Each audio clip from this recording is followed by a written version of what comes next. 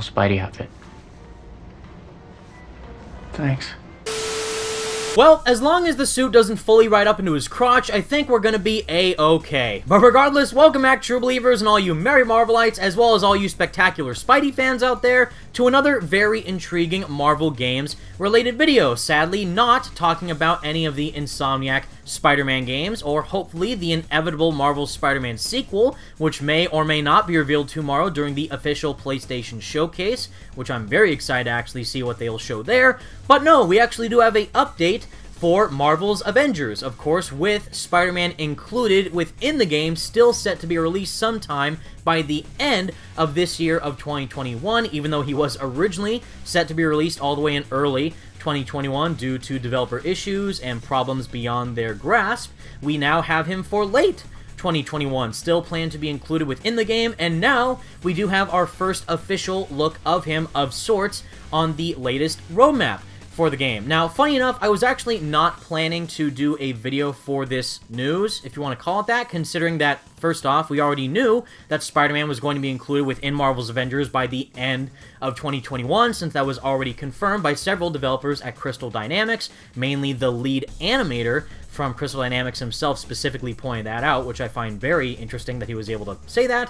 But we do have the official first look of him on the roadmap. However, I do have more of a problem with the roadmap itself instead of not actually seeing an entire glimpse or full front view or character model render of Spider-Man himself within the game, because likely he is going to be included either in November or December to align with the release of Spider-Man No Way Home. All the marketing is going to be surrounding Spider-Man at that point, and him being in the game is an inevitability, so not being able to see him in this roadmap is actually not the biggest problem that I have with it. They're going to play it close to the vest and keep it a surprise until they want to have him be displayed in a very interesting way, and of course, we know, as you saw from that skit, that his suit itself is based off the original Steve Ditko design from the classic Spider-Man comics. That's the base design foundation that Crystal Dynamics have chosen to take for him, so I'm sure that his full suit design is going to be interesting. However, I don't want it to be too classic, because I do want them to put their own unique twist on the Spider-Man costume to really differentiate it from the other iterations of the character that we have seen before. But specifically relating to the roadmap itself for Marvel's Avengers, this is where I do find things to be pretty darn concerning, because even though we do have some info about what's coming in the month right now of September and the upcoming months of October, November, and December, the content that is included within here does not justify, in my opinion, a roadmap in the slightest. And like the official Twitter page for Marvel's Avengers did state when they posted the roadmap, is that they did go on to analyze, we will have more information on our plans for 2022 when everything is finalized and the time is right. Rest assured, there is much more coming in the future, and specifically for Spider-Man, or anyone who thought we might see a roadmap today and a gameplay showcase of him tomorrow during the showcase, they debunked that by saying Marvel's Avengers will not be a part of PlayStation Showcase on September 9th, but we can't wait to show you more in the coming months. So again, for anyone who is expecting to see more of Spider-Man during the PlayStation Showcase, they pretty much debunked that right then and there, and I don't mind waiting, since at the very least we do know he is coming by the end of the year, so seeing him whenever during they showcase like a war table or something, or a specific type of character trailer, we'll see him, and I'm just curious to learn more about him when that time comes. But for these events or specific content drops in the roadmap, again, does not justify a roadmap in any way, shape, or form. As we see here, in fall/winter, because September is just celebrating the 1-year anniversary for Marvel's Avengers with priority missions, cargo drops, and reward caches, so just getting more gear for the loot that isn't really that great in a live service looter brawler, which I find very confusing. But mainly here is returning events with the Corrupted Vibranium, Red Room Takeover, Tachyon Anomaly, and Cosmic Threat sectors with bonus XP weekends. Okay, the main one that I do find the most intriguing is the Claw Raid, the first official raid within the game, and of course Spider-Man, with new enemy types and a power level increase. So just more quality of life adjustments and a new character. And the raid itself might just be, again, more mindless bashing of robots or enemies in general without any type of clear endgame content to justify the grinding for your characters. And lastly, rework systems, resources, gear upgrading, a Hawkeye nameplate challenge to go alongside the Disney Plus show, and earnable cosmetics.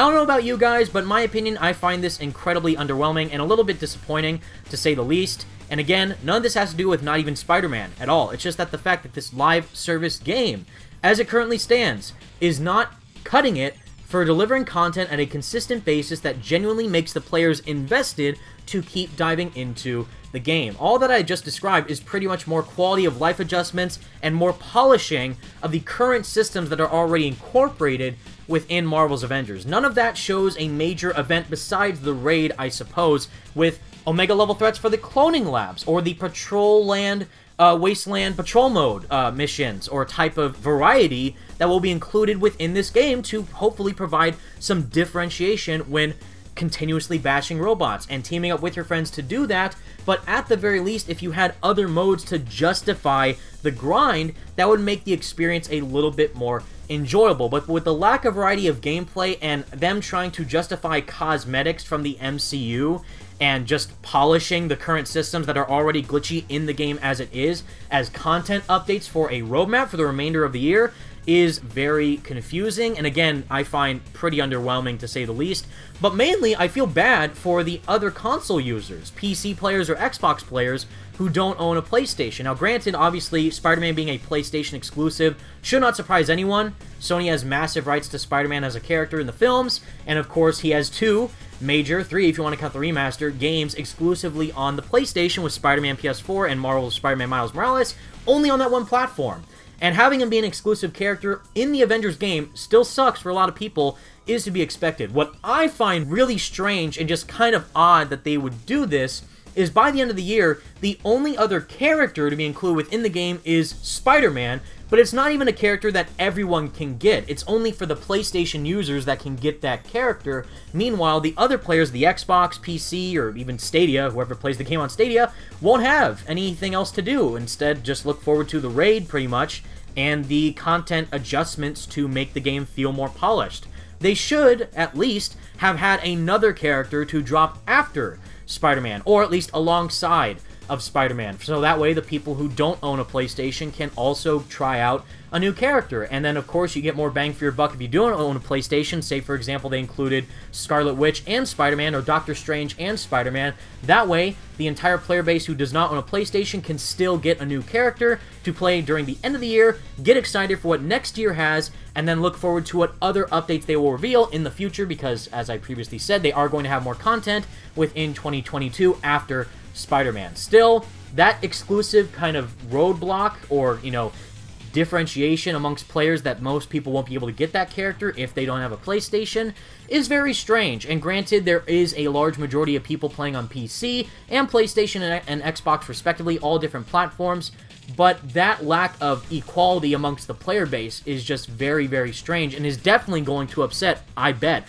a lot of people by the time Spider-Man is included only on PlayStation, and the other players using the other consoles won't be able to play anything other than just the content they already have, and just try out the raid, I guess, and then wait next year until they actually include other heroes. So, I find that very strange, everybody. That's the content roadmap for Marvel's Avengers.